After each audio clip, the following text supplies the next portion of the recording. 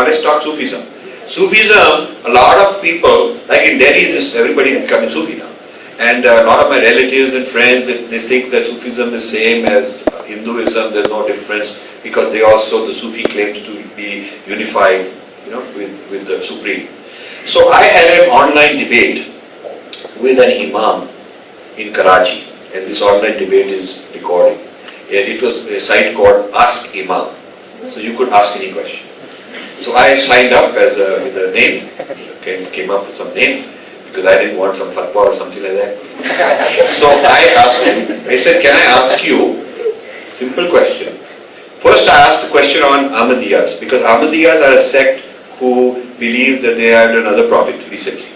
So Ahmadiyya prophet was in the 19th century in Punjab, and of course Sunnis, Shiites, everybody, they disown Ahmadiyyas, they condemn them as heretics, and on the passport of an Ahmadiyya, if you're in Pakistan, I have friends, on the passport it stamps that this person being an Ahmadiyya it is unlawful for him to call himself a Muslim. It's on the passport. And if you go to Pakistani embassy websites, they'll make this policy very clear that you cannot be classified as a Muslim if you're Ahmadiyya, because you're creating a heresy by claiming that there was a new prophet, and therefore the original prophet who said that he's the final prophet must be a liar, and that's blasphemy. So I asked the Imam the following question. I said, is Allah allowed to change his mind? That's the question. Is Allah allowed to change his mind? If he is the supreme, he can change his mind. One day he said, he gave a commitment, this is my final prophet. He said it. We're not lying, we're not saying he lied it. But maybe he changed his mind. Because maybe people didn't do what he thought they'll do. It's like the CEO gives a set of instructions to the department head, and he comes back a year later and says, you guys wrong, I'm going to give you different instructions. CEO has authority. So if either you are telling me that Allah is bound by his commitment to man, or in which case he is not infinitely free, or you have to allow that Allah has the authority to supersede and break his own promise because he thinks the human beings are not good enough. And if Allah is allowed to change his mind, then maybe he sent another prophet. Now this created a very big commotion. And at the end of the day, could not be answered. Could not be answered by these guys because they just can't accept the Ahmadiyya idea. Second issue I raised is Sufism. I said that the Sufi claims unity consciousness.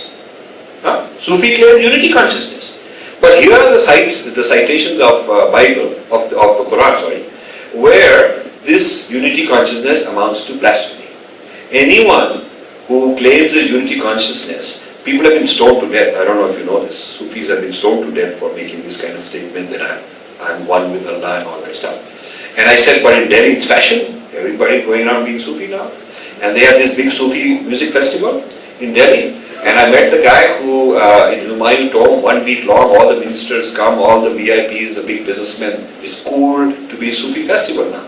So I asked the guy who runs the whole Sufi festival, he's a Nawab of something or other, he runs Sufi Foundation. So I asked him, why is it not possible to do Sufi music in the mosque?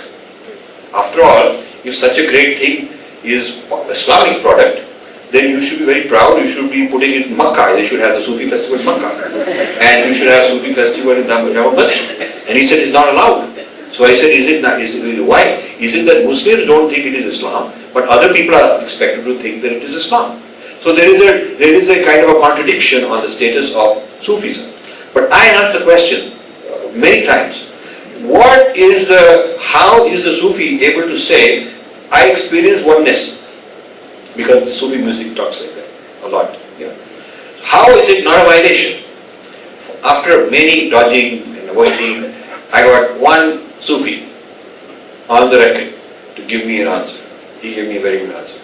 He said when I am poetically singing the oneness with God, it is not that I am one, but I feel I am one. It's a temporary experience that God's grace has given me. It's sort of like you're a bank teller, but one day the bank president says, okay, today you can sit on my chair and feel how it must feel like being bank president. Now you can't you can't sign $1 million check and you can't give yourself a raise and a bonus, and you can't fire. You don't have the authority of CEO of the bank, but you can get feeling of, I'm sitting on this chair and this must feel this way, and I'm feeling like I am the CEO of the bank. Yeah, but don't think that you actually are.